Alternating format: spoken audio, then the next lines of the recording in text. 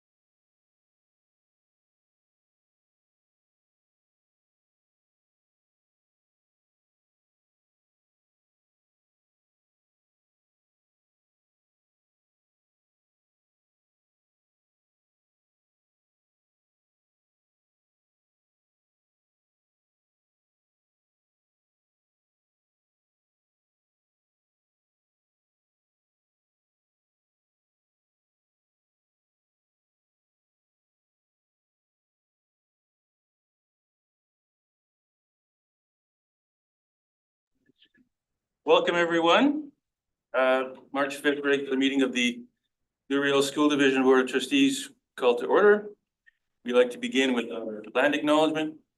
The LRSD land acknowledgement. The Louisville School Division brings together a community of schools on the traditional land of the Anishinaabe and Inawayak, Dakota. Our division is located on the national homeland of the Red River Métis. We recognize that Manitoba is also the traditional land of the Anishinaabe and Dene. Respect the treaties made on this land and acknowledge the harms and mistakes of the past and present. We dedicate ourselves to authentic alliances with Indigenous communities in the spirit of reconciliation and cooperation. Welcome and announcements. I'd like to welcome everyone participating in this hybrid meeting. Board meetings follow a formal structure where the work of the board is conducted in a public setting. It gathers parents, students, staff, and other community members. As acting chair, it is my duty to preserve order and decorum at all times. All in-person verified virtual attendees are reminded to observe the procedural bylaws and engage in respectful and orderly manner. We'd like to remind everyone there is a 15-minute public question period at the end of the meeting. Verified virtual participants and verified in-person participants can bring forward questions for clarification regarding items on today's agenda. If your questions are not related to tonight's agenda, please reach out to the division by emailing info@lrsd.net, also on our website. Finally, please be aware we audio record our board meetings for accuracy, and a link to the live stream of the meeting will be made available to divisions on the division's website. Unless approved, other photographs, personal recordings, audio, visual, or otherwise are not permitted. Our affirmation and vision. Our vision is for all members of our community to excel as caring, confident, capable, and resilient lifelong learners who contribute to a democratic and sustainable world. Our mission is to provide a safe, inclusive, and engaging environment where personal and collective learning are valued. Each one of us reaches our full potential. Now, I am the vice chair and I'm acting chair today. Our chair, Sandy Nemeth, is currently traveling. It's not clear whether she can. She's attending over phone, but not Yes, as a member of the trustees. so she's listening in, but I don't believe she's able to vote on that. But we'll keep her perfect record of attendance alive by saying that she is on. She'd be happy to listen to us. So we begin with LRSD news. Sorry. Yep. Oh, no, we begin with approval of agenda meetings, but Good question on that.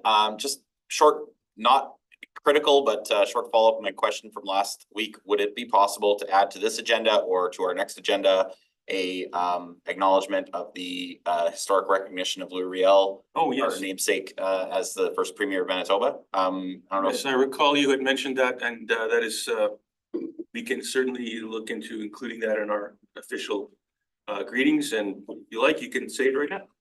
Sure.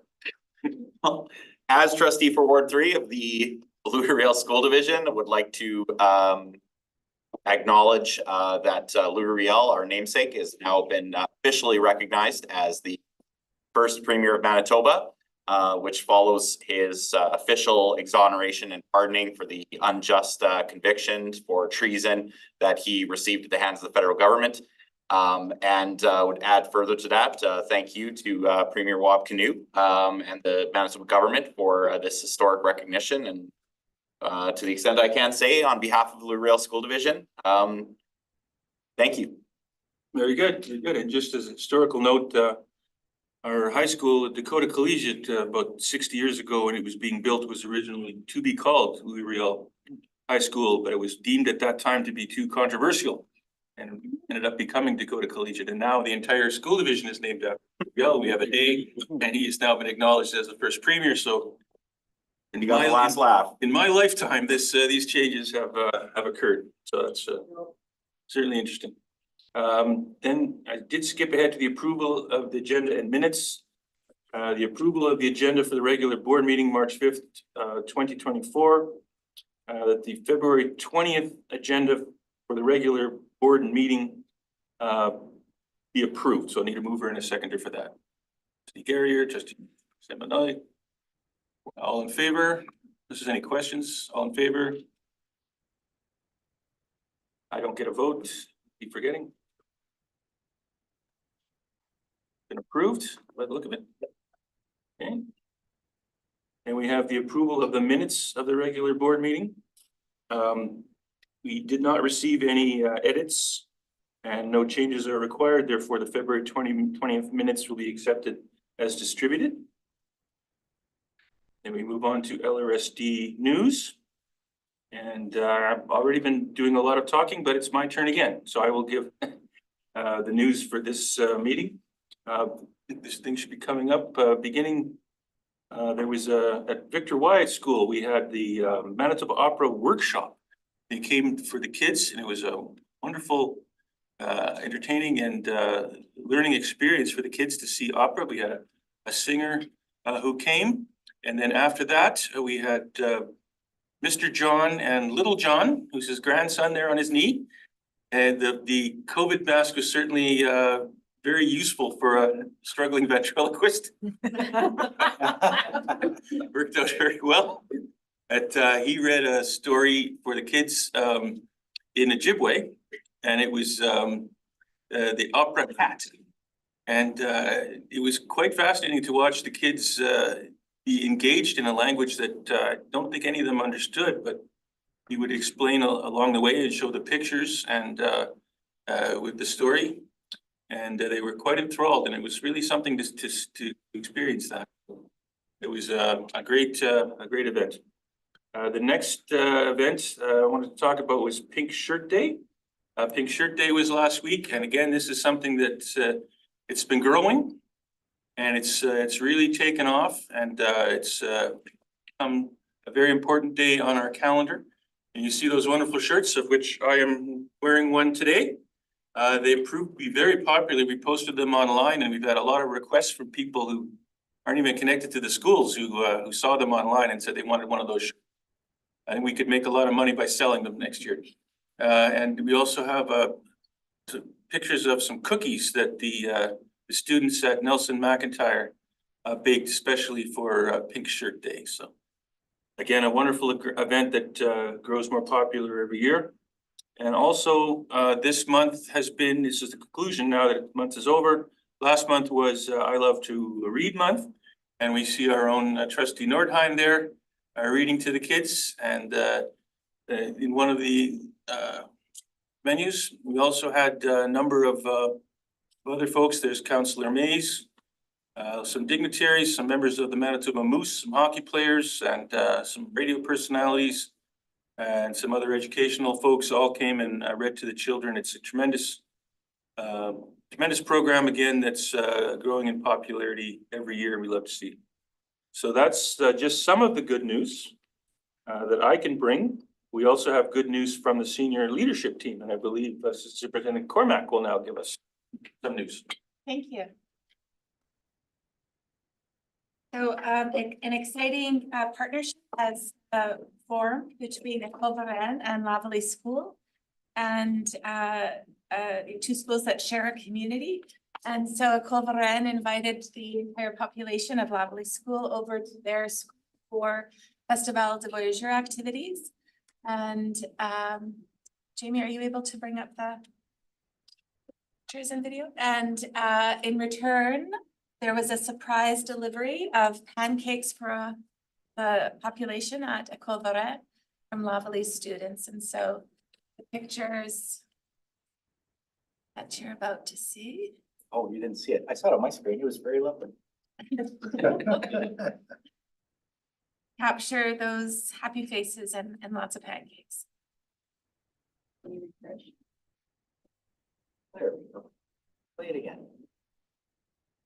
Oh, and here's the video. Here we are. They're saying thank you. You want the sound now? You were saying yes. Yeah. Merci. I'm sure it was merci. Yes. I'll keep going, Jamie. So the next item I wanted to share was about the Kitchen Brigades program. So you'll recall that we've had a student presentation on this in previous year. We have 11 schools participating this year. And so I think it was last week, I had the pleasure of going to Dakota Collegiate. They were engaged in a cook-off. And so part of the Kitchen Brigades program involves students competing around a particular culinary adventure. And are we gonna see the picture of this? For video. And so this challenge was around dumplings. And so there were 5 kitchens, 5 groups of students. The challenge was dumplings. And so the winner of this particular challenge, I think it was the chicken and cheese dumpling, if I remember correctly, now will go on to compete against high schools in other parts of the city that are also participating in Kitchen Brigades. And then there's an opportunity if this group were to win in that round, then they have an opportunity to go to Montreal to compete against other high schools from across Canada. And if you win that, then you have a chance to go to Paris to compete. And so just like in our high schools that are participating, our elementary schools are a part of this competition as well. And so those are happening across those 11 schools. And then finally, I wanted to share about our Powwow Club. So the Powwow Club takes place on Wednesdays, every second Wednesday at the René Delorme Center. We currently have over 260 participants from 31 schools participating. If you have a chance to go and visit and spend some time, it's a beautiful moment to see so many adults and children dancing together. We have buses that facilitate transportation from students from Darwin, St. George, Hastings, Marion, and Archwood, and more than 25 staff volunteers. So if you are interested, please reach out and I'm happy to facilitate that for you. Very good, thank you.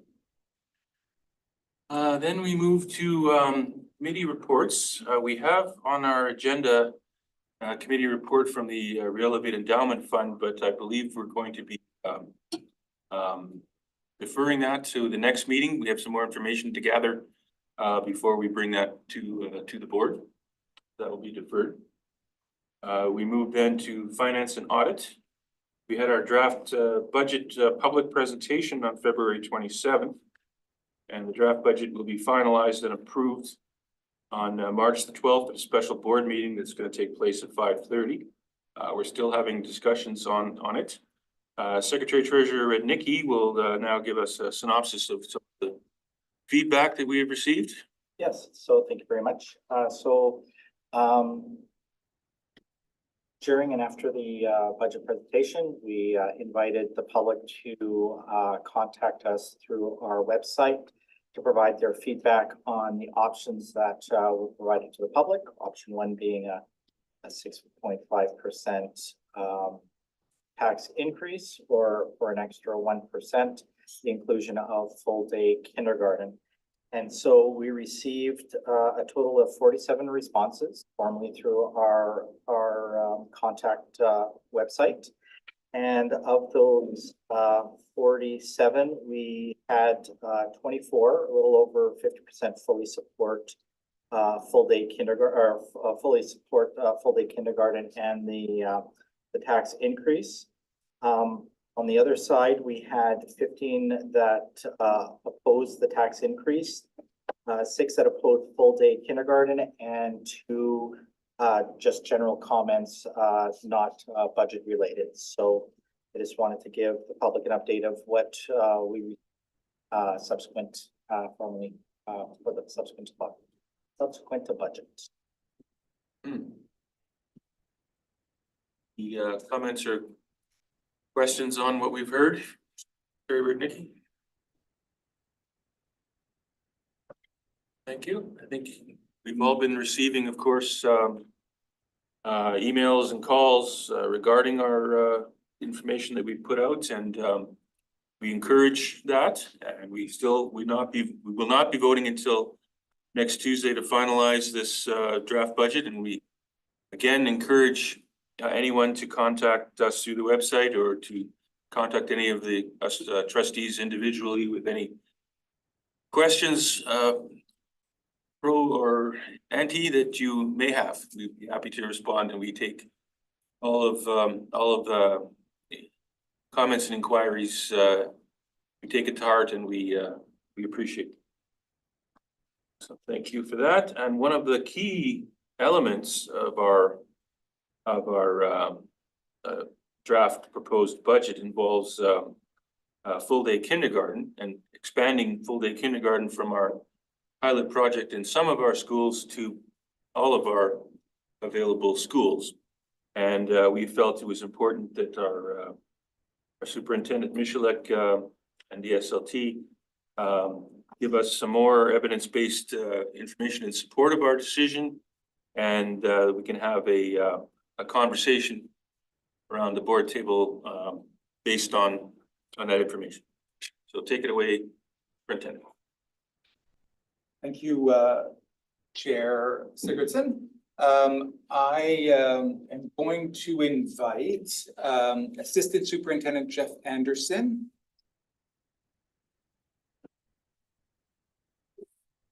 Could you, Jeff, yes, thank you. And Divisional Vice Principal for Data Literacy and Strategic Analysis, Marnie Wilson, who's joining us online.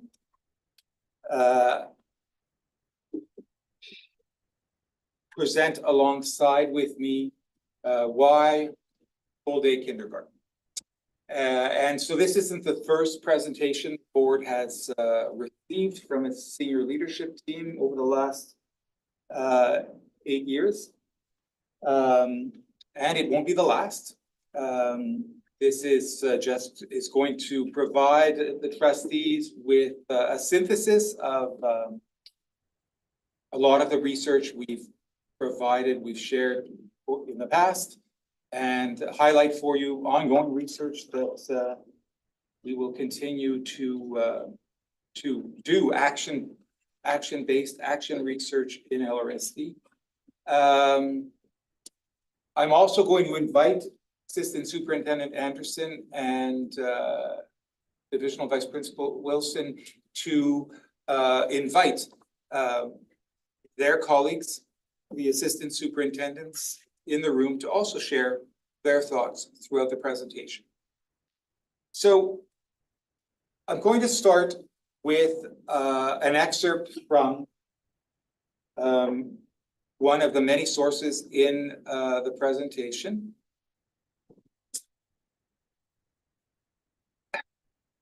So the source is the feasibility study that informed the decision in the Northwest Territory to move to full-day kindergarten. And what I like about this excerpt is that it is about, whether it's in the Northwest Territories, Ontario, Quebec, British Columbia, all of the Atlantic provinces, it has been about building a healthy foundation. And we can simply observe that what we see in the 9 schools where we have full-day kindergarten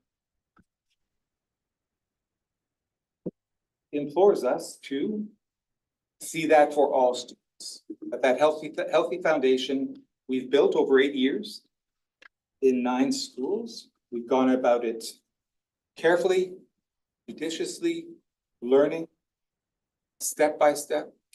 We're at a place where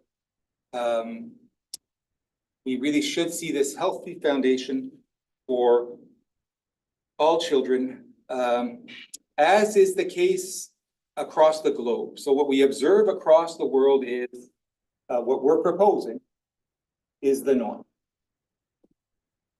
But it's also about building on a really important relationship that we already are nurturing in LRSD between the school system and the early childcare and the childcare system, and resolving this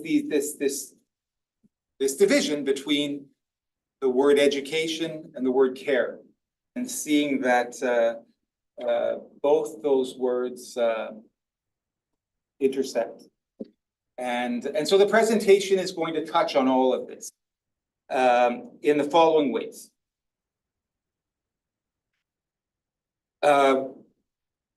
Assistant Superintendent Anderson, Divisional Vice Principal Wilson, and other colleagues on senior leadership are going to talk about 3 categories of benefit.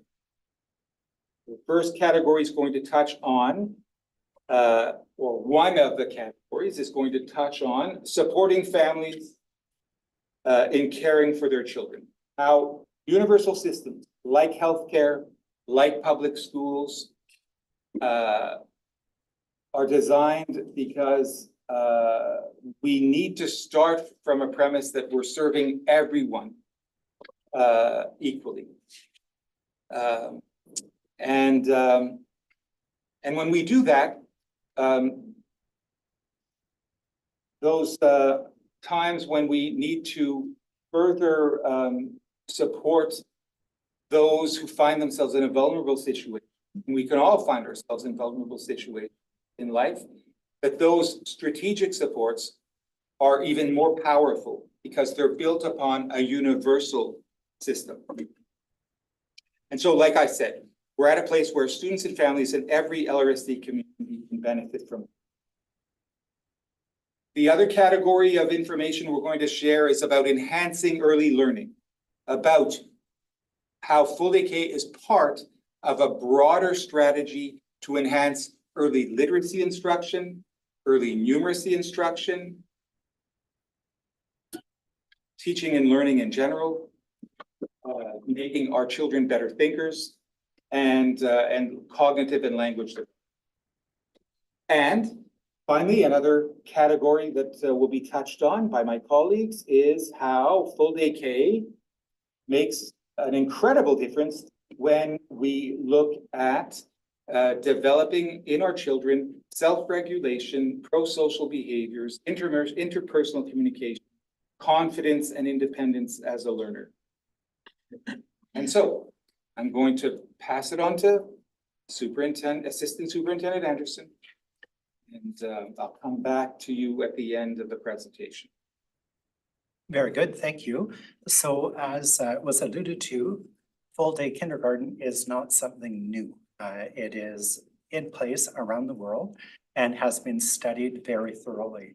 And because of that, there is a lot of evidence on the benefits of the program. And what we find is that there results from the full day kindergarten, greater participation of parents and caregivers in their children's education and greater satisfaction with their child's school experience.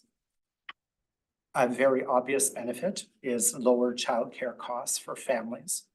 And I'm sure that those of you who have had children go through a half-day kindergarten program are familiar with the complications of transportation between school and another childcare center midday. The reduction of difficulties in transportation is streamlined by having the full day program. And that in itself, parents report as causing them less stress. And we know that it also causes less stress to children who are not required to bundle up to leave at lunch to go to another center and spend the afternoon at the other childcare center off-site.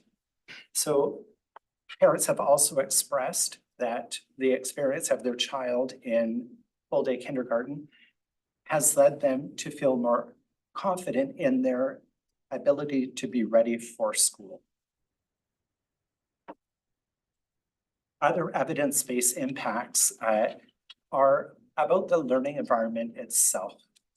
The most obvious difference between full day and half day kindergarten is the length of time that students are there.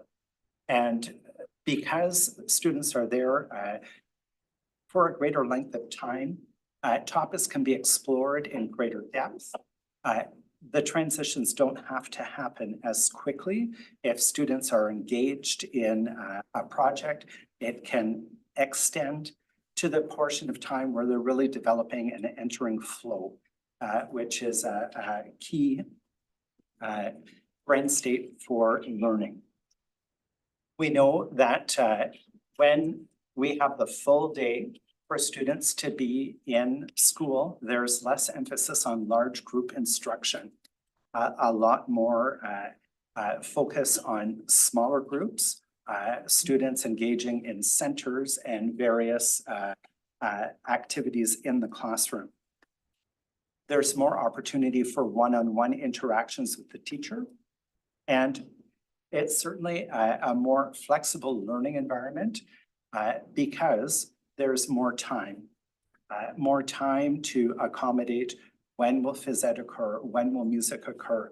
It allows for scheduling flexibility for those specialized subjects, and it allows the primary teacher flexibility to extend topics across the school day. And certainly for many of our language learners in kindergarten, and that would be those who are learning English as an additional language, or those who are enrolled in our French immersion program to learn French. There is more time and opportunity for experimenting and acquiring language. What we know about the impact on learning is that in general, students' progress is rated significantly higher in full-day programs compared with half-day programs. And that is after the statisticians have done their expertise in removing other factors that could be influencing the data. So we know that there is greater progress in early literacy by the end of kindergarten, and that scores in reading, writing, and number knowledge remain higher until the end of grade 2. And it may be farther than the end of grade 2, but the study that looked at this focused up until grade 2. We know that the improved reading achievement extends for at least 4 years based on the length of the study. It could be longer. And that attendance was positively impacted through grade 3, the length of the study. There's more active participation and a greater ability of students to reflect on their thinking and learning. And here really to become better learners by reflecting on the process that they're engaging in. I don't know, Ron or Darcy, Michelle, if you have any points you would like to add to this slide. I think the extended time is especially beneficial for students who struggle with their learning. Frustration can onset very early on for students in the learning process and can have a detrimental effect to their progress moving forward. With a systematic approach to instruction in the areas of literacy and numeracy, we can provide more targeted time for supports for specific needs of students. And we know how to do that. And I think having more time for teachers to have that one-on-one or small group context to do those supports will allow more students to overcome the challenges that they face earlier on and thus build their confidence as learners moving forward, which can have a substantially positive effect on their learning as they get older. Thank you.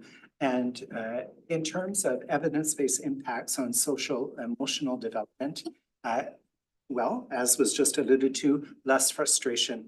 There is more time to achieve targets and to reach goals, less anger, less shyness. And these are not just general impressions. These are studies that have been conducted in full day kindergarten classes in various jurisdictions. Students, because they have longer time with the teacher, develop a greater willingness to approach the teacher, to ask for help, or to engage in conversation. And we also observe more pro-social outcomes. So more positive behavior, more independence. all of that links very tightly together.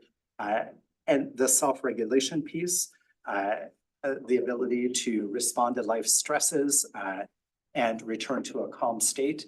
There is more opportunity for students to be coached on those skills, to practice them, and to be exposed to situations where they are sharing or needing to transition from one activity to the other, that they get more practice in developing these skills.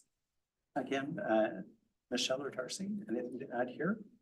I would just add, I think previously around the academic, which ties into the social emotional, you referenced our multi-language learners, our French immersion learners, but I think we also want to consider some of our students who might be nonverbal using speech assisted tools. So multiple transition points where if they are at half-day daycare, then experiencing childcare somewhere else, is there consistency in the communication tools that are being utilized, therefore supporting them in their developing independence. I'd also add that the more willingness to approach the teacher is indicative of a stronger relationship and confidence in that relationship with the teacher. And self-regulation is built on an unconditional relationship with the student, between the adult and the child, and having that extra time with fewer transitions in the day can be very positive in developing self-regulation skills through that relationship.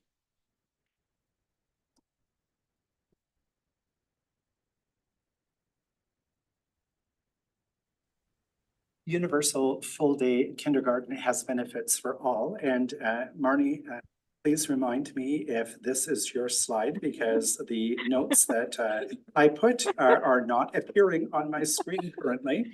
Jeff, can you hear me? Yes. Yes. Yeah, it's my slide, but you can speak to it as well. No, please go ahead.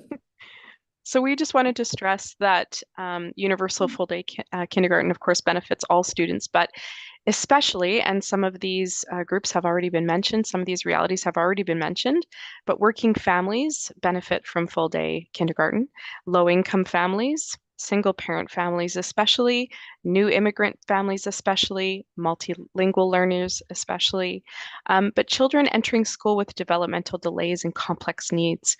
And we wanted to stress that these realities are seen in every school in Louis-Riel School Division, not only in some communities. So we have some data to share with you that speaks to the prevalence of these realities across our division. So And first, just before we go there, Marnie, Darcy is. I just wanted to add, when we welcome a student to one of our schools, we welcome a family. And so the families that I hear about in the spring are families that are requesting schools of choice to our schools who already have full-day kindergarten. And the reasons that they are sharing are not frivolous. They are families that are trying to create a more healthy environment, a more opportunities for their children and for their family. And so they fit into some of these categories, but each family story is different. And the same in that they're having to make decisions based on the lack of access to quality early schooling for their children that allows them to better themselves, to work, to go back to school, to work to get a better job, to just feed their families. All of these factors that we know go to make a healthy family. When we have families that can't access full-day school for their children, they're having to make hard decisions that end up in stress for their families. And so many conversations with families where we don't have room in those 9 schools, in those K classes to accept all of those families. And so again, it is about the whole child and the whole family and how we support them. thank you, Darcy. So this slide is intended to give you a sense of the range of these realities across our division. So BERGAR is an application that we use that captures census data in relation to school catchment communities across our division. And so we've pulled out 3 indicators here that we've mentioned on the previous slide. So in terms of low-income families, and you see the definition that is used by Baragar for low-income families, we are seeing that that ranges in our schools from 2.8% of families in some schools to 20% of some of our school families.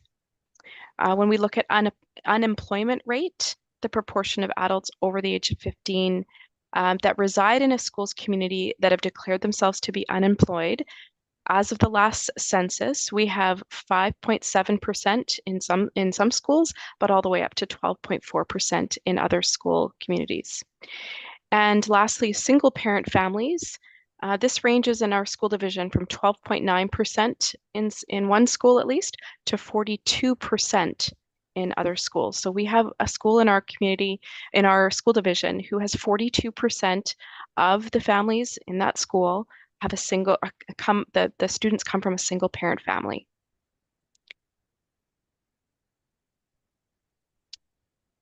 Next, we wanted to share with you data that is speaking to the increasing amount of multi-language learners in our school division. Right now, we have 17.4% of our students for whom English was not their first language.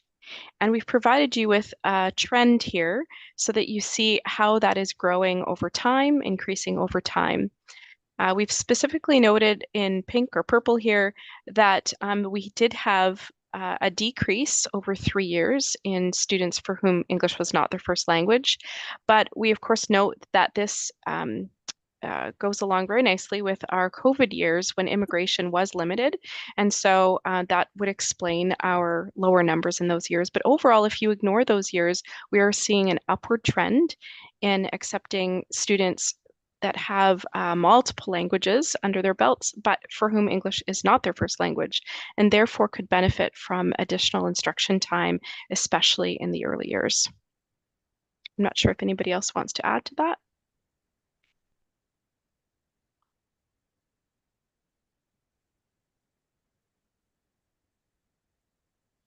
And I know that Ron spoke to this already, and so I might just defer to him on this one. But this slide is showing the increase in the number of students with complex needs in our school division. And so right now, this current year, we have 14% of our students who are requiring additional supports, and the top end of that stacked bar graph, the numbers in yellow, orange, red, are students who require intensive supports, and that is 572 across the division. And Ron already spoke to the additional time in kindergarten being beneficial for these students.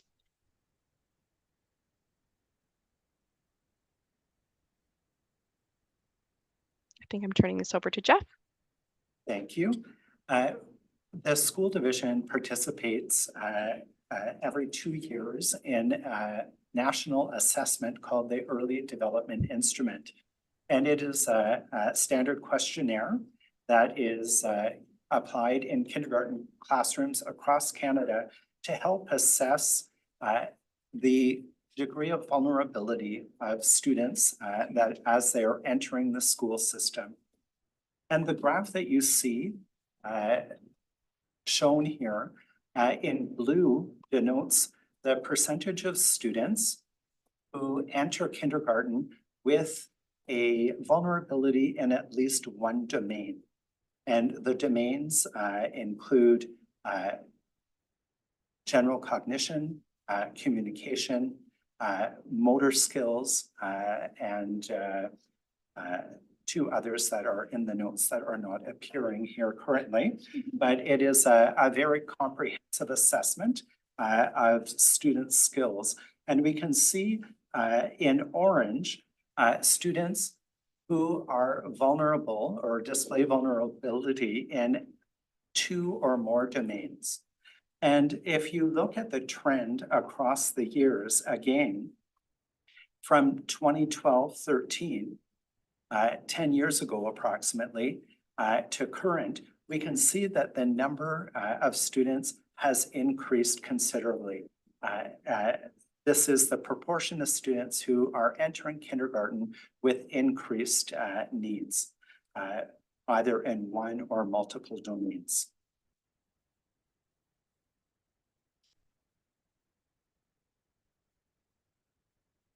On this slide, wanting to share a little bit of history of implementation of full-day kindergarten in our school division.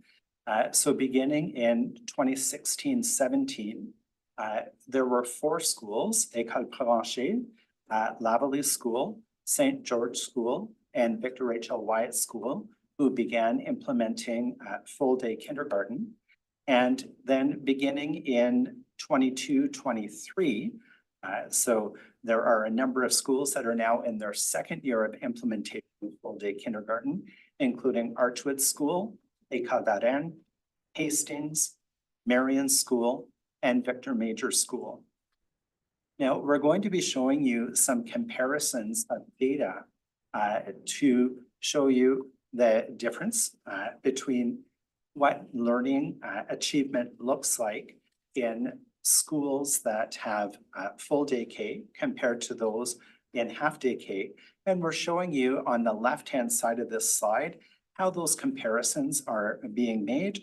We're comparing the 4 schools that began implementing in 2016-17 with 3 schools that have a similar population demographic, making them up. So these are schools that are often in the same neighborhood as the ones on the left-hand side of the chart. The data that you see shown here is focused on literacy intervention that students required in order to help them to catch up. These are students who are displaying some difficulty learning core skills for learning to read. And this is a program that existed previously in the division in grade 1, where a focus on implementation was made in our English program schools. And we compared the schools on the left that were implementing full-day K in the previous chart. So École Provencher, Lavallee, St. George, and Victor H.L. Wyatt, with students at École Varennes, Marion, and Victor Major School. And what we see is that in the half-day schools, the blue shows what their rate of literacy intervention was prior to full-day K being implemented, and what the rate was afterwards. And we can see that in half-day K schools where there was no change in programming, the rate remained fairly consistent. Around 40% of students required intervention to help them learn to read. On the right-hand side of the graph, we see the full-day K schools. So prior to implementing full-day kindergarten, in these schools, nearly 61% of students required literacy intervention.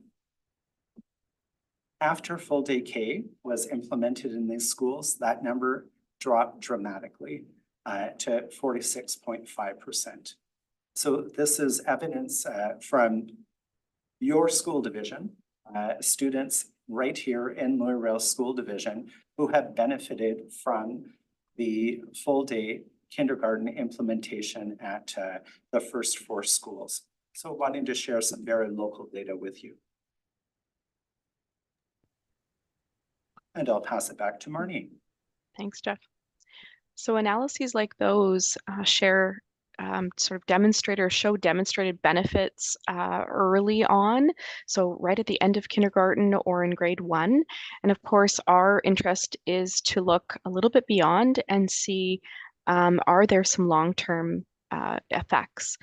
Gauging long-term academic impacts are very challenging. So we wanted to share with you a cohort chart that just describes a little bit of the challenges that we have in being able to demonstrate long-term effects. So the first cohort of full-day K students is now in grade 7. So if you look at the cohort 2016 cohort, and you see that in their kindergarten year of 2016-17, the light blue box, that is showing you our first kindergarten, full day K kindergarten cohort. And you can see that now they are in grade 7. So if we were to look at their final report card results, that provides us with 6 years of data for those students. So it would provide us grade 1, grade 2, 3, 4, 5, and 6 data for those students. But of course, successive cohorts have fewer years of data. So for example, if we wanted to analyze final report card data for students who started in kindergarten in, say, 1920, we would only get 3 years of data to show at this point. If we wanted to analyze final report card data for grade 5 students, for example, and say, how has full day K impacted grade 5 results? At this time, we only have 2 cohorts of students who have experienced full day kindergarten.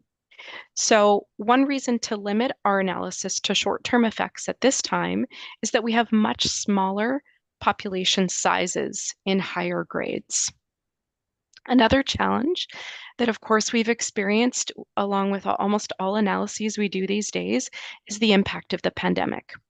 So the school years noted in red on the slide that you're seeing there were most impacted by the learning losses experienced during COVID.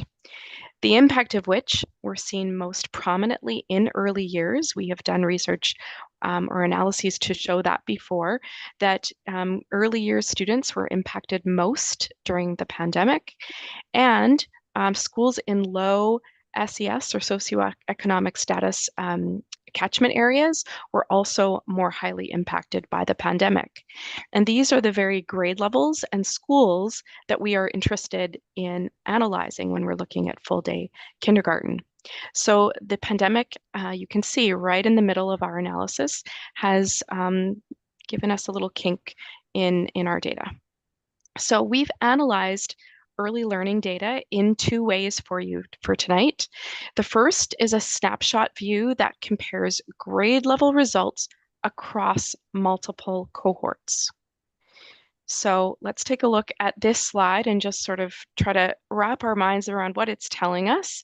The graphs are showing you the proportion of students that receive a 3 or a 4 on their early years report cards, their final report cards, in literacy at the top and numeracy at the bottom. So when I'm looking at the top graph, the full day kindergarten students, once they've gone through grade 1, 62% are receiving 3s or 4s in literacy, compared to 54% of half-day K students receiving 3s or 4s in literacy at the end of grade 1. Now, keeping in mind that this is for all the cohorts on which we have grade 1 data. So moving over to grade 2 data, so we have fewer cohorts that have gone through grade 2 at this point, but we're seeing a slight benefit with 80% of full day kindergarten students receiving a 3 or 4 in literacy outcomes, compared with 75% who had attended half-day kindergarten. So comparing along the grades, you see a diminished difference, if you will, over time. And by the time we get to grade 6, it appears as though our half-day students are slightly above our full-day kindergarten students. Keeping in mind that this is just one cohort of students, so a very small sample size. And of course, the grade 7 and 8 data is there to just demonstrate that we have no full day kindergarten students who have completed grade 7 or 8 at this point. The pattern is similar for numeracy. Any questions or additions from my colleagues on that slide?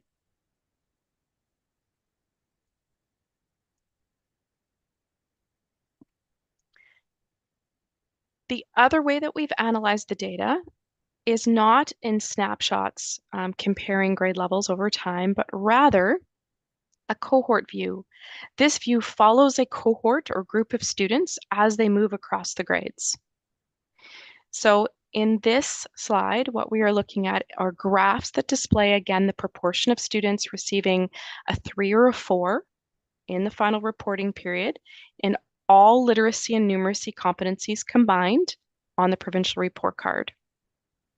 So if we look at the very first, the sort of top left-hand graph, we see that students currently in grade 2, we have data on their last report card of grade 1, and you're seeing that the number in red, full-day kindergarten students, are slightly outperforming grade 1 students. And this is just for our grade 2 cohort this year.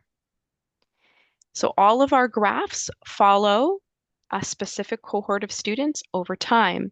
The next graph down is looking at students who are currently in grade 3 and asking, is there a difference between our full-day kindergarten and half-day kindergarten students? And we can see a slight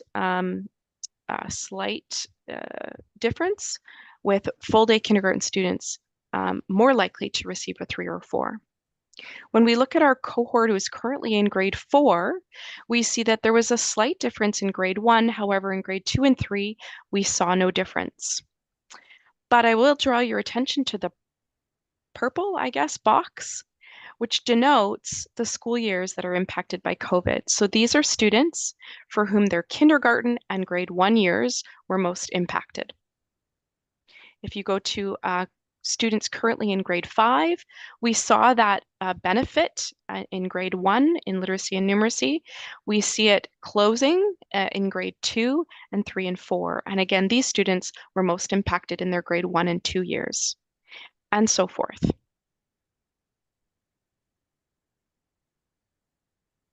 So that's a cohort view that's viewing the benefits of full-day kindergarten are seen in literacy and numeracy through the end of grade 2, at least for cohorts not impacted strongly by COVID.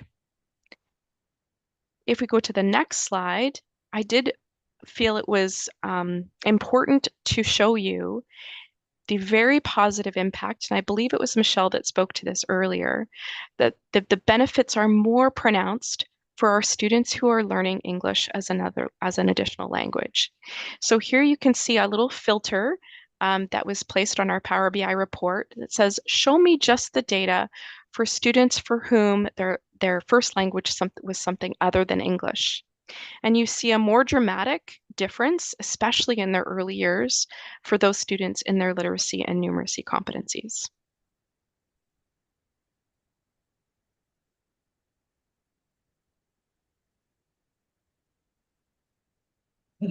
Thank you. Thanks, Mrs. Wilson and Mr. Anderson. And so what we could have also observed in an earlier slide, but we didn't, is the percentage of multilingual learners across all of our schools. So they're in all of our schools. It's an important observation we could have added to the presentation. So what we've heard today is that this evening is that at the very beginning there, we pulled from research across Canada, international research, and our own research is parallel to the research that has gone on across Canada and outside of Canada for decades. And we've given you a look at some research locally. You've seen other research that we didn't bring in today. You've received reports from the Learning Bar, independent reports that we commissioned from the Learning Bar to research the impact of full-day K in our schools, and we'll make those available to the public. In the end, what I think this is, what I believe this is making the case for is that the difference this is making in 9 schools should be provided to families and children in all schools. And it's a difference that's being made and has been made in all of the DSFM schools. Majority of, and a large percentage of students in the DSFM reside in St. Boniface and St. Vital. And so that's been also an ongoing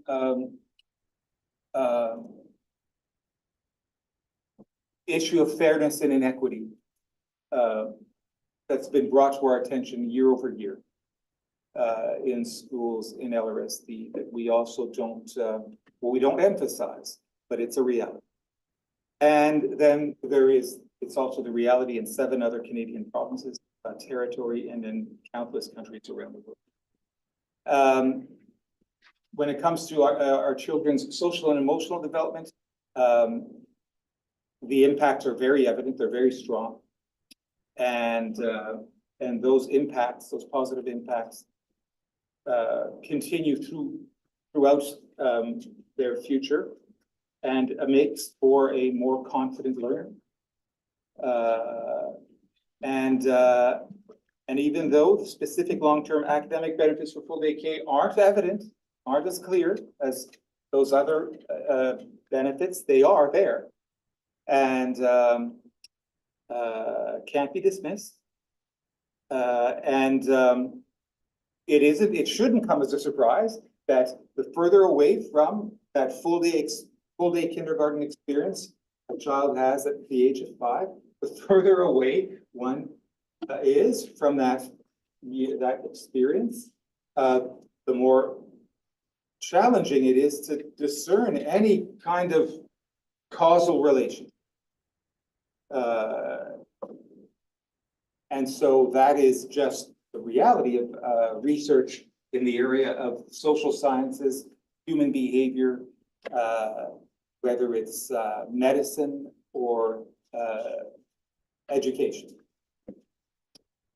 But the research is solid and has moved,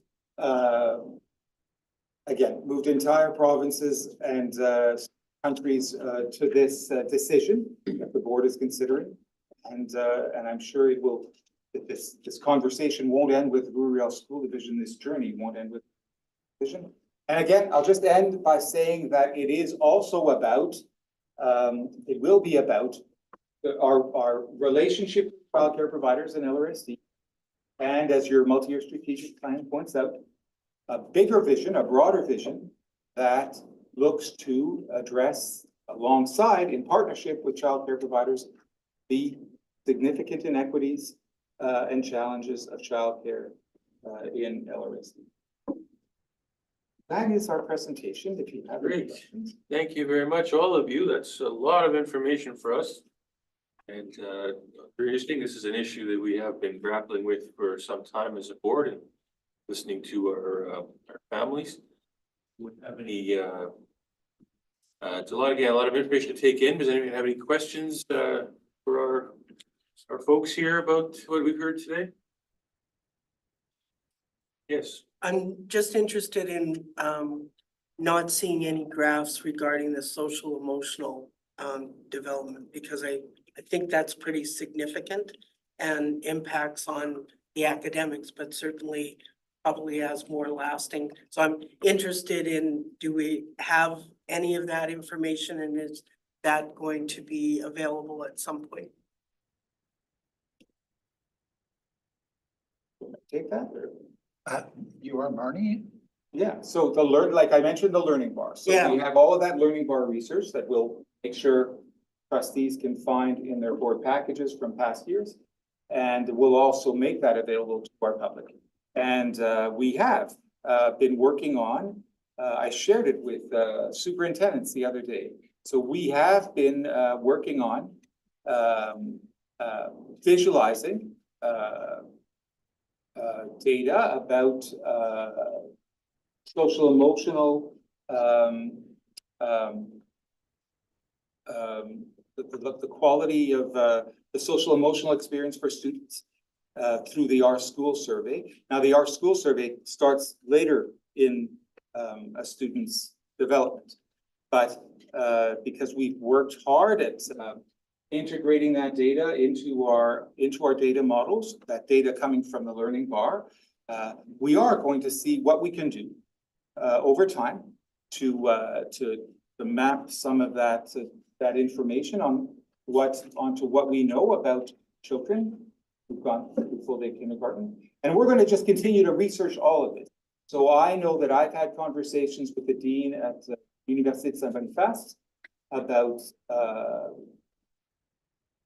getting grad students interested in studying full day K in LRSD. I've reached out to, and I'll be talking to the deans of education again, all the deans of education soon in the coming days, and intend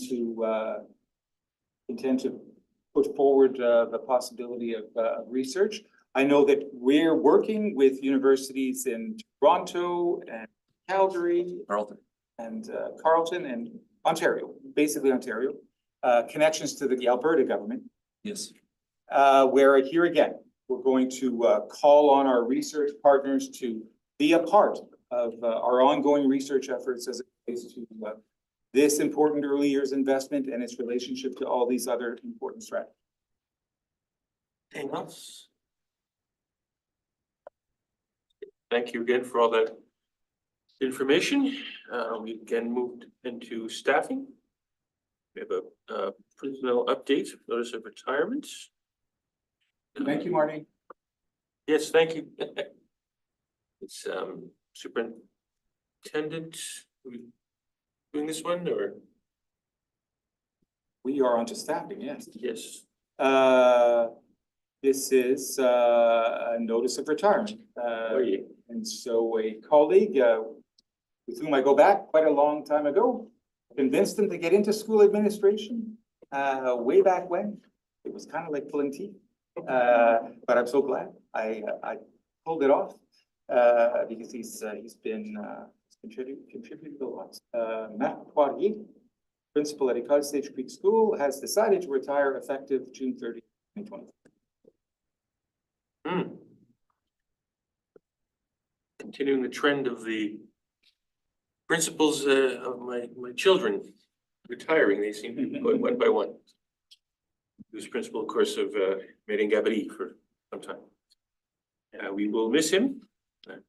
Quite the career that he has had. No other questions or comments? We'll move then to the senior leadership team information to the I board. wanna make a comment. Please do, yes. Yeah, I wish Mark all the best, and he has had he serves wide at École Sage Creek and in our community, and he has had a positive impact and built really good relationships with the community, with everything else that he does. He works with a lot of passion and dedication, and I think the community is gonna miss him, so congratulations. Yes, he took on a very difficult role at Sage Creek, being a dual track with English and French, and he was principal of both. It was a tough challenge, and he's done an admirable job. Yeah. More than admirable, very good job. Thanks for pointing that out to Cecil Joe. Then we can move to the senior leadership team information to the board, international student travel plan. Assistant Superintendent Cormack will tell us about this. Thank you. So this year, for our cultural exchange and enrichment program, we will have students traveling to Japan. So 2 cohorts of students, one currently taking place in addition to the band trip that's taking place, as well as a cohort going later in the spring in early May. We'll have a group of students going to Molfetta, Italy. We'll have students going to Chile, a group going to Hamburg, Germany. That one is also taking place in late May, early June. A group going to Madrid, Spain, and in return, each of our sister schools will be sending back to spend time in our schools. And so we have approximately just over 60 students that are participating, not counting the band trip, and then 49 students that will be coming back from our sister schools to spend time. Very good, thank you. Are these trips centered around certain schools, or is it divisional where you pick a couple of students from different schools? So the manager of the National Student Program, Al McDermott, does presentations in each of our high schools. And so it's open to any students that want to attend. And then through consultation with the school team, ensuring that students are equipped to handle that type of travel, depending on what their travel history has been.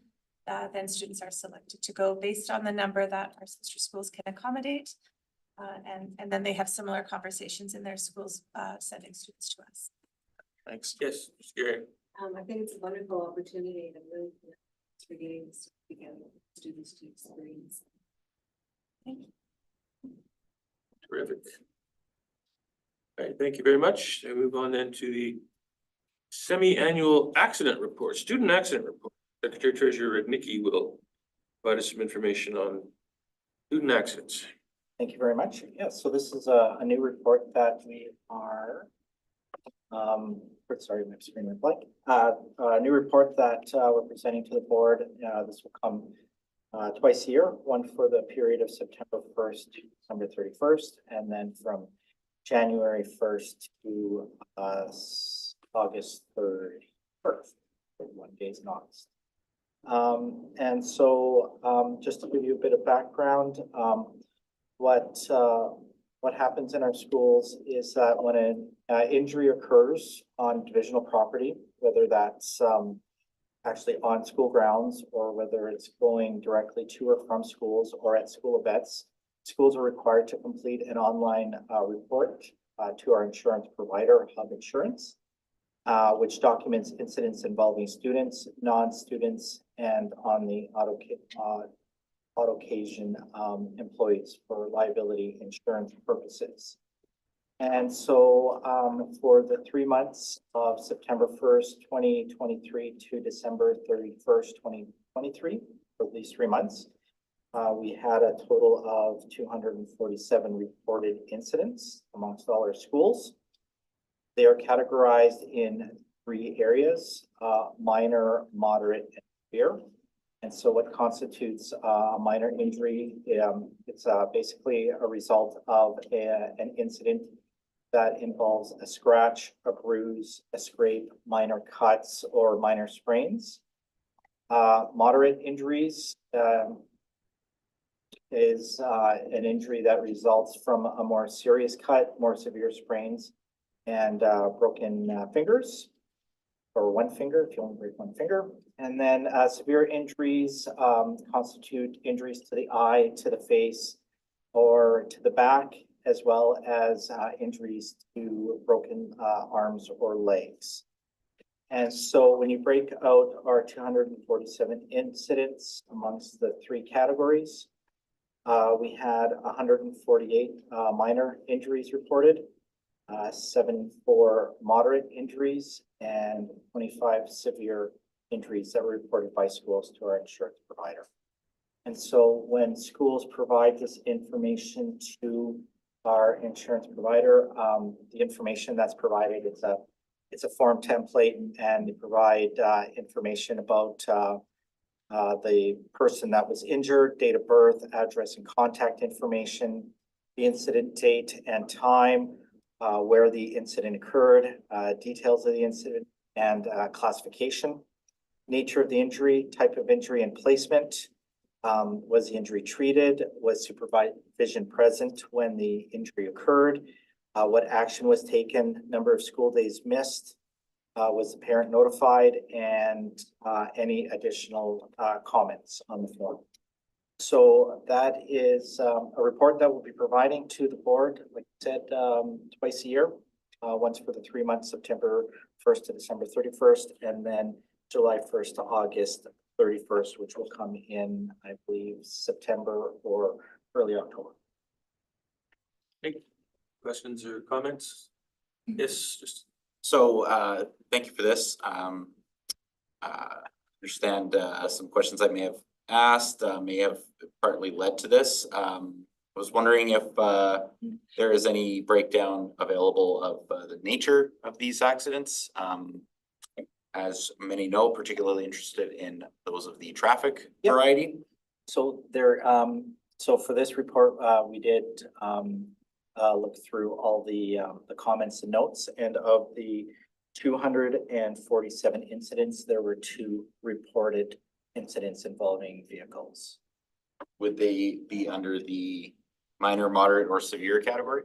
I'd have one of the 3. Severe? I'd have to look as to how they were classified. Okay, Thank you. and that would be since the start of the school year. September first to December. I think that'll be a different report though from what you I think so. asked for. And this is different, right, from what? Well, so essentially the question was raised regarding, incidents that regarded, vehicle incidents, but this is, more of a wider scope because, we have injuries that occur on property that come in different forms. And so this kind of gives a more wholesome, view of what injuries occur in on our property. Would there be, what are the types of classification, for example? Like, is there a fixed type or? So the three types are minor, moderate, and. No, sorry, not classification, nature of injury, no, sorry, yeah, I mean, do they fit under like a category, like, like, you know, like a fight or vehicle accident or? That would be entered in the comment section. Okay. To what occurred, what happened to result in the injury. So it'd be like, are we tracking anything along the line, like, here's, like, you call it like recess play injuries? So it'll do location, so it could be phys ed in the playground, in a classroom. There are questions revolving where the injury occurred. Okay. All right, well, so yeah, so I'm interested in learning more, particularly along the traffic side, based on my recollection of how they're considered in media reports. I think that they would, both incidents that have happened this school year would fall under severe, I think, based on this description of broken bones, arms, legs, or serious injuries to face, back, eye. I think both are severe, but if we could get confirmation of that, would be great. Yep. And I'll give this report some thought. Thank you. Okay, thank you. Yes. Well, just interesting that there's really no correlation here to say whether it's younger schools setting accidents Yeah. more versus high school, like it's kind of all over the place. I just wanna know, like, that's kind of interesting that you think that the 1 to 8, K to 8 will have more of a certain type, and then high schools, but you have a high school with 10 minor and another one with 3. Yeah, some Yeah. big outliers for sure. Yeah, So- and it is incumbent on the schools to report the injury. And when there are outliers, our senior leadership team, our assistant superintendents in charge of those schools are continually talking to schools regarding incidents like these.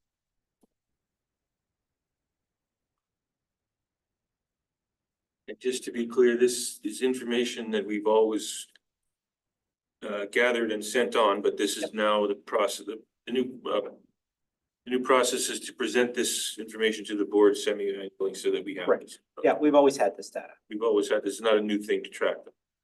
And this tracks everything from skin knee to broken leg. Right. Through that. Yep. And just looking at the figures, you can see it is interesting as well, because we don't have here the size of the schools, just like there's no percentages, there's the numbers. Yeah, and I So can, you and I can see- include that Yeah. on the next report. You know.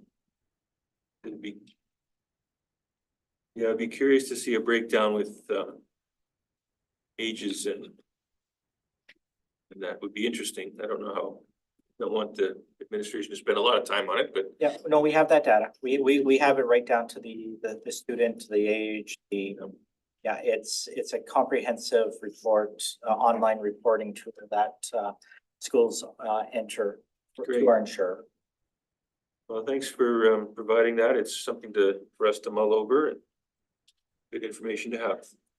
Next, we have the modular classroom request, otherwise colloquially known as portables. So I just wanted to bring to the board's attention as well as the public that we received a letter on February 23rd from the province of Manitoba indicating that we have received authorization to proceed to tender for 2 portables at Island Lakes Community School. We have put in a total request of 6 portables for the school, and we have been awarded our first, and this is a request that we put in last year. And so we've been awarded 2 portables, and we are hoping to hear word on the other 4 portables in the coming weeks. With these 2 portables, we are going to be expediting construction of these portables so that we can have these operationalized for beginning of September. Good. Questions, comments on that? Good news for those communities. Use some of the issues we've been having there. And then we're still with Secretary Treasurer Necki, busy fellow today with the by-election update. Taylor Dickey show today. Yes. So the by-election, so as some may be aware, we currently have a vacant position on the Board of Trustees. And a by-election will be held Thursday, June 6th to fill this vacancy. On our website, under our news, we have a link to the City of Winnipeg that provides information regarding how to be a candidate, access to nomination papers, and the filing deadline for nomination papers. Just for the public's knowledge, the nomination window is from Thursday, April 25th at 8:30 a.m. to Wednesday, May 1st at 4:30 p.m. So it'll be a week. In addition to information for interested candidates, general information for the public is available, including voter eligibility and identification requirements. Members of Ward 1, this is the ward where the by-election will be held, can also go on the website to verify that they are on the voter list. And so, like I said, we have that website now, and there'll be other information to follow, including advanced polling and locations of the polling stations. So those aren't quite, that information is quite not ready yet, as the city is working with community to find spaces for the voting locations. Good. Outside of the website and, obviously when it's an election year, Winnipeg or Manitoba, but they send out a bunch of information about if you wanna be nominated, this is available. What kind of, I guess we could call it marketing or promotion is out there for those who would like to run outside of just knowing that, hey, I should check the website, or I should. Some people might want to run, don't have kids in school to say they will receive an email about it or whatever. Like, what's out there to have the exposure so that Yes. but everybody else is aware that. Yeah, so outside of internally marketing it at the Louisville School Division website, the City of Winnipeg, they're solely strictly on the focus of running the election, and they will be mailing out information like mail outs to the ward people eligible in the ward to vote. But outside of that, I'm not sure what those promotional materials will look like. Outside of what we do, but I can ask them. So anybody who lives in the area can run in that ward, right? So Yeah. that information in that ward might not be enough. I guess I don't have an idea. I'm just saying like what's being done. Yeah, so just as Secretary Treasurer Ricky said, we're going to bring back to the board more details as to what the city's responsibility will be. Mhm. And that will inform our local responsibility in promoting the election in our community. Thank You can expect that at the next board meeting. Thank you. We're good with that. We can move on then to again with Secretary Eric Necki. Secretary Treasurer Dinky, we have homeschool summary. Thank you. So just to give some background, this is an annual report that we provide to the board and the community regarding homeschooling. And so just as a background, schooling children at home is an option for parents and legal guardians. As an alternative to compulsory attendance at a public or independent school, providing certain policy requirements are met. This is in the Public Schools Act. The parents and guardians are to notify the minister of their intent to homeschool their children. This is done through homeschooling office. Parents, legal guardians must also provide homeschooling office with comprehensive education plan and submit 2 annual progress reports. And the homeschooling office asks that the parents, legal guardians notify the school division in which they reside that their children will be homeschooled. And so for this current year, so the preliminary numbers for the 2023-2024 school year is that we have 160 students in catchment that are being homeschooled. And this is a preliminary number, and by the fall, next fall, we'll have a finalized number from the province on that amount. In comparison, last year for 2022-23, we had a preliminary number of 152 students that were reported, and the finalized number ended up being 187 homeschooled children. And so that is the report for homeschooling. Yes, good. Thank you for this. It seems like a lot to me because it's like the size of the school, 160 students, but you clarified by saying that this is not a number that's usual for a school, correct? Correct. So like I said, last year, we had a preliminary number of 152. This year we have 160. The final number ended up being 187. So it'll be interesting to see if that mapped out. And so why the difference between the 152 to 157 is that principals will review the information to identify any students that who may have been missed or who are listed in error. And so they will finalize numbers between the finalized list from the homeschooling and the and what's on the report, essentially. And in my experience as an educator, we often have kids come back from homeschool to attend our schools. So that happens. Part of the reconciliation. Okay, and do we lose when we don't have students that are attending our schools? Do we lose the funding or the people grant for the students? So what ends up happening with funding of students is we have a preliminary enrollment count as of September. Well, it's actually not September 30th anymore, October 1st, because we have our recognition of Reconciliation Day. And so we do a preliminary count or a count of our students on October 1st. Then we have an adjustment period from October 1st until the end of November, where we can adjust for kids that are coming into the into our division. And then once that's done, that pretty well solidifies what our enrollment number is. And so they would be caught in next year's funding, essentially. Thank you. Else? Thank you. That information. And then we have the Assistant Superintendent Anderson will tell us about 4 of our schools that are involved in the Canadian Student Alcohol and Drugs Survey. Schools that were chosen randomly to participate. So Yes. take it away. So this survey was first conducted in 2004-2005 school year. It's an initiative of Health Canada.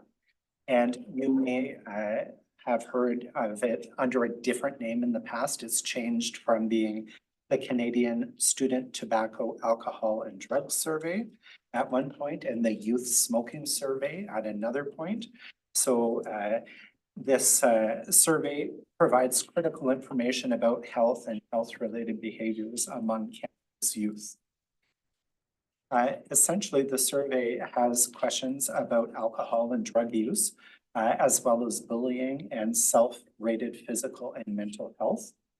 And it's important that all students participate. We certainly encourage the participation of all students, even those who do not use alcohol or other substances as their part of the measures, so that we get a determination of the rate of student engagement in such activities.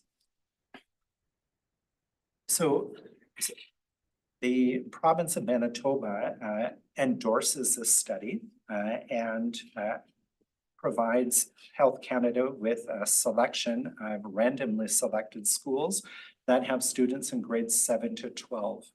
And in our case, Island Lakes Community School, Van Bellingham, J.H. Bruns Collegiate, and Victor Major School were selected. And there is a consent process that takes place, so parents will be informed about the survey before their young person engages in it.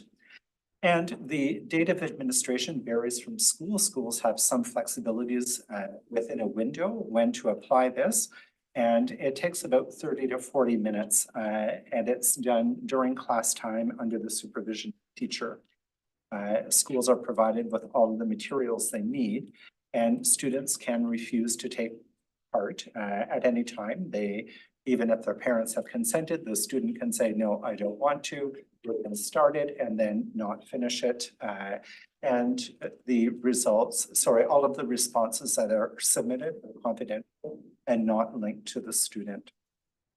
So this data is used by Health Canada as a surveillance tool, essentially to know more about the health-related behaviors of young people. And the fact that it is done on a biannual basis helps to ensure that they have timely and reliable data. And each of the schools that participates will receive a report summarizing results for their own building. So that will provide them with some information. They also will receive a $200 honorarium for their trouble. And provinces receive copies of the information collected for their jurisdiction and use that information to inform policies, programs, and intervention strategies. And certainly the federal government does the same thing over the 3 territories and 10 provinces. That's what I have for you. Thank you. Questions regarding this survey? Pretty straightforward. Thank you for bringing us that information. And we're staying with Assistant Secretary Anderson, Assistant Superintendent Anderson, with the annual FIPA report. Yeah, very good.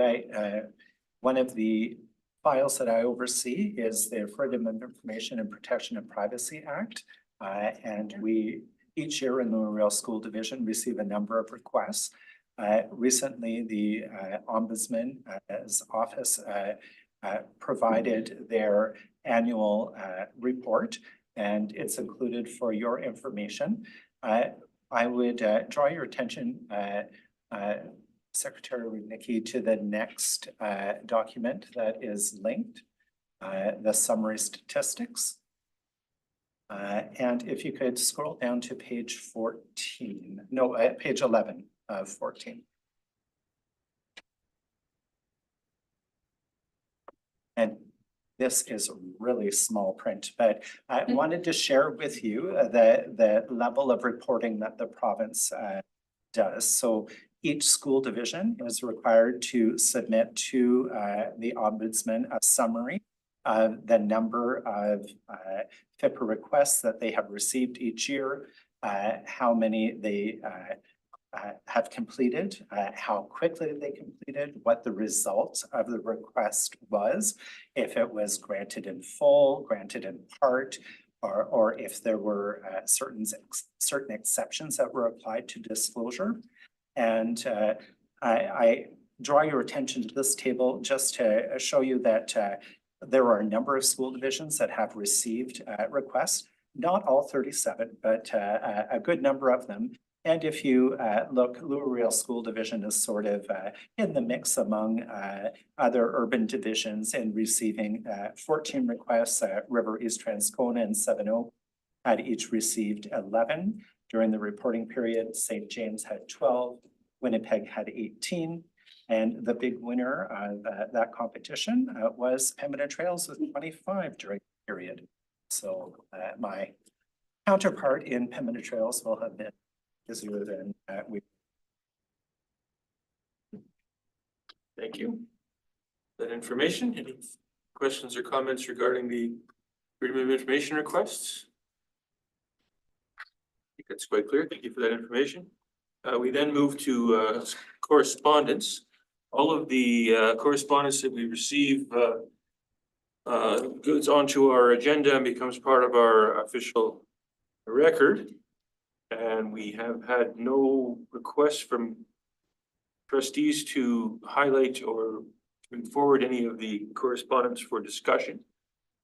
So we'll move past that. We also have at 8.2, Manitoba School Boards Association as well. We do the same thing for all our correspondence between us and the Manitoba School Boards Association. We keep have that as our part of our official record and on our agenda. Again, no one has requested discussion on any of those items, which brings us to action items. The TJ's Gift Gala. This is TJ's Gift is an organization that's been around for many years. It's an anti-drug organization, local from this area. A particular family that had a tragedy in their family with a son, and they've dedicated themselves to stopping the proliferation of drugs and violence. And they have been associated with us at Louisville School Board with various educational outreach programs for some time. They have a fundraising dinner every year called the TJ's Gift Gala, which we have for many years been supporting and been a part of. It's a large event in the community. Many notable people attend, and there's a number of speakers. It's become quite an important landmark in our community. We are looking for direction from the board to purchase a corporate table, 10 seats from our charitable budget. And this table would be filled by some staff and students who are take part in the programming in our schools. This is again something that we have done for a number of years. So we do have a motion that the board support the TJ's Gift Foundation by purchasing one corporate table with 10 seats for the 2024 TJ's Gift Gala be taking place in May. We have a mover and a seconder for this, please. Yes, moved by Palmquist, seconder is Trustee Garrier. Does anyone has any comments, questions before the motion? Call the vote. All those in favor? Just go along here. Everyone has voted. The motion is carried. You will get that table. So thank you very much. Then we move to the public question period. We have one person in person. Do you have questions for us today from anything that appeared on today's agenda? Just one question, thank you, Chair. 7.3, the modular classroom request noted that 2 out of 6 were approved for Island Lakes, but Cole Howden was also on that. Was also listed there. We have an update on how many or what the status of those rooms are? We haven't heard any word on our Cole Howden request. Yeah, it's gonna hopefully come with the next set of information from the province for that. That's it. That Are you looking at me or are you looking at Jake? our chair, looking at you. You look like you were getting a message. Sandy, do you have anything you want to ask? Check if there's anyone online. Do you have anything you want to ask? No hands up No online. hands up online? No? Very good. Thank you, everyone. Most productive meeting. I'll call this meeting to a close.